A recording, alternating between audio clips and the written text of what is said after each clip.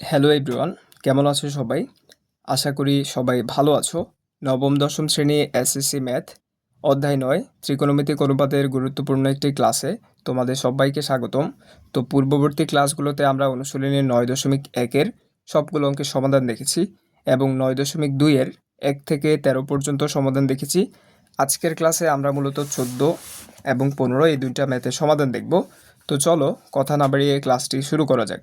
তার পূর্বে তোমরা যারা পূর্ববর্তী ক্লাসগুলো দেখোনি অবশ্যই পূর্ববর্তী ক্লাসগুলো দেখে নিবে, তাহলে আশা করি এই চ্যাপ্টারের অঙ্কগুলো সমাধানের ক্ষেত্রে তোমাদের আর অসুবিধা হবে না বা খুব সহজে সমাধান করতে পারবে। তো ১৪ নম্বরে আমাদেরকে বলছে যে cos 60 degree into cos 30 degree plus sin 60 degree into sin 30 degree সমান cos 30 ডিগ্রি, এত সমান এত দেখাতে হবে। তাহলে ১৪ নম্বরে আমরা প্রথমে প্রশ্নটা লিখে নিব।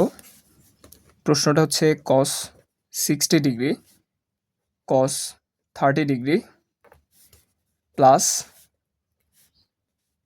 sin 60 degree into sin 30 degree সমান হচ্ছে cos 30 ডিগ্রি। এখন আমরা বাম পক্ষ লিখব, প্রথমে বাম পক্ষ লিখে এটার মান বের করব, ডান পক্ষে লিখে এটার মান বের করব। তখন আমরা দেখতে পাবো যে বাম পক্ষ যে মান হচ্ছে ডান পক্ষ যে মান হচ্ছে ওই দুইটা মান সমান। তখন আমরা লিখব যে এত সমান এত দেখানো হলো। যেহেতু ১২ থেকে ১৭ আমাদেরকে বলছে এই অঙ্কগুলো এত সমান এত দেখাও, তাই আমরা লিখব দেখানো হলো। যদি বলতো যে প্রমাণ করো তখন আমরা সেক্ষেত্রে লিখতাম প্রমাণ নিত। তাহলে বাম পক্ষ সমান cos 60 degree into cos 30 degree plus sin 60 degree into sin 30 degree.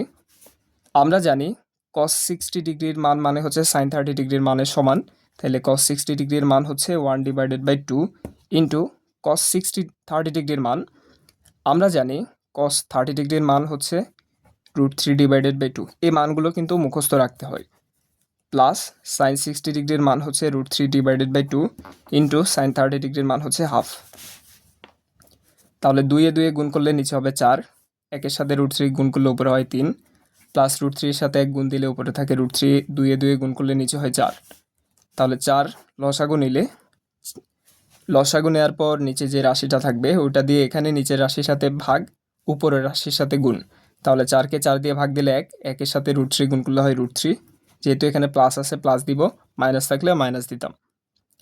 তাহলে এখানে ৪-এর সাথে ৪কে ভাগ দিলে হয় ১, একের সাথে √3 গুণ করলে হয় √3, তাহলে দুইটা √3 আছে অর্থাৎ 2√3/4। আসলে এখানে এটাকে এভাবে না করে অন্যভাবেও করা যেত, যেহেতু √3/4 √3/4 দুইটা আছে, আমরা লিখতে পারতাম 2√3/4।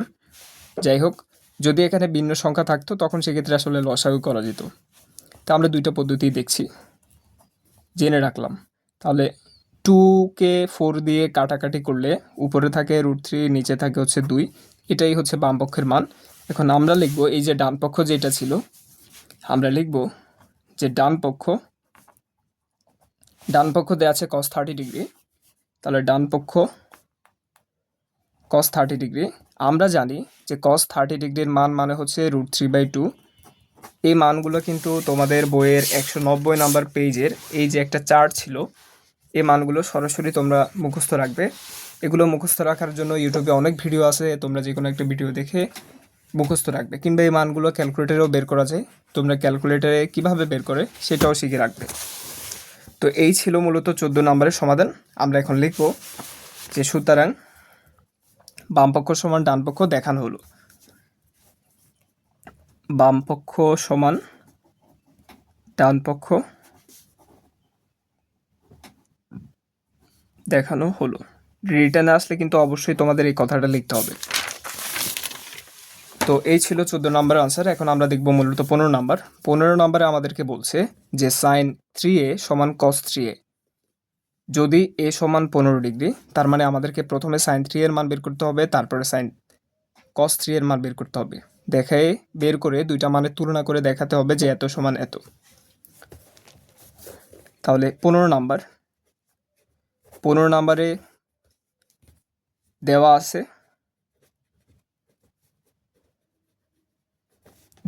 a সমান হচ্ছে 15 ডিগ্রি তাহলে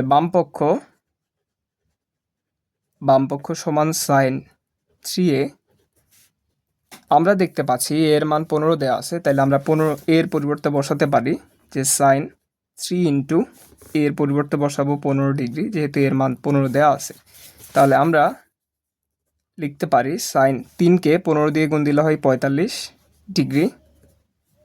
এখন আমরা জানি যে সাইন 45 ডিগ্রির মান হচ্ছে 1/√2। এটা কিন্তু মুখস্থ মান, এই মানগুলো তোমাদের অবশ্যই মুখস্থ রাখতে হবে। ঠিক একইভাবে আমরা লিখতে পারি ডান পক্ষ সমান, এখানে ডান পক্ষ সমান হচ্ছে cos 3a, তাই আমরা এখানে লিখব যে cos 3a সমান, আমরা দেখতে পাচ্ছি যে এর মান দেওয়া আছে 15 ডিগ্রি, তাহলে আমরা এর পরিবর্তে এখানে বসাবো 15 ডিগ্রি। তাহলে cos 3 ইন্টু 15 ডিগ্রি, cos 3কে 15 দিয়ে গুণ দিলে হয় 45 ডিগ্রি। এখন আমরা জানি যে cos 45 ডিগ্রির মান হচ্ছে 1/√2। এখন আমরা লিখব, যেহেতু বামপক্ষ সমান ডানপক্ষ দেখাইতে বলছে, আমরা লিখব যে বামপক্ষ, সুতরাং বামপক্ষ সমান ডানপক্ষ দেখানো হলো। তো এই ছিল মূলত আজকের ক্লাস, যেখানে আমরা 14 এবং 15 দুইটা অঙ্কের সমাধান দেখেছি। নেক্সট ক্লাসে আমরা 16 এবং 17 ওই দুইটা অঙ্কের সমাধান দেখব। তো আজকের ক্লাসটা এই পর্যন্ত। নেক্সট ক্লাস দেখার আমন্ত্রণ জানিয়ে আজকের ক্লাসটা এখানে শেষ করছি। ধন্যবাদ সবাইকে।